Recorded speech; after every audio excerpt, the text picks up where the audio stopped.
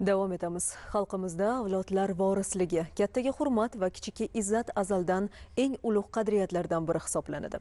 Ana shu ezgu an'analar asosida jamiyatimizda avlodlar o'rtasidagi bog'liqlikni mustahkamlash, yoshlarni vatanparvarlik va ma'naviy barkamollik ruhida tarbiyalashga qaratilgan tadbirlar izchil davom ettirilmoqda. Andijon viloyatining Jalaquduq tumanida bo'lib o'tgan 3 avlod uchrashuvi ana shu ezgu an'analarni davomi bo'ldi.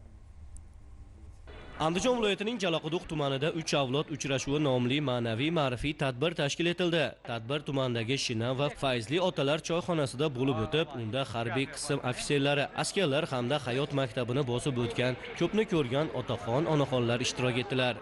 Bizning Jalaquduq tumanida aholimiz 200 mingdan ortiq aholimiz bor. Shundan 20.600 ta nuroniylarimiz bor. 40 mingdan ortiq yoshlarimiz bor. Bu nuroniylarimiz faqat yoshlarni kelajagi uchun mehnat qilib kelyapti shu kungacha.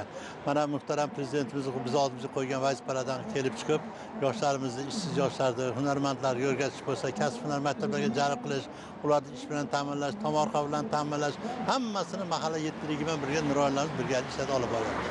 Yoshlarimiz olsa tadbirkorlarimiz ko'payib ketyapti.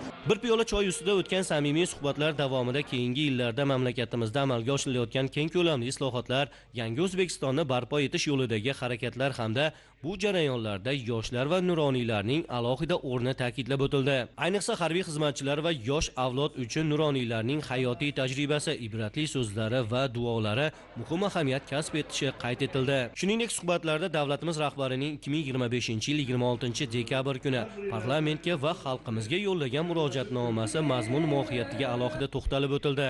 Unda belgilangan vazifalar, xususan keksa avlod vakillarining yoshlar tarbiyasidagi roli, oilalarda ajrimlarni oldini olish, aholini qo'llab-quvvatlash va kambag'allikdan farovonlik sari dasturlari ijrosida nuroniylar ishtirokini oshirish masalalari muhim yo'nalish sifatida e'tirof etildi.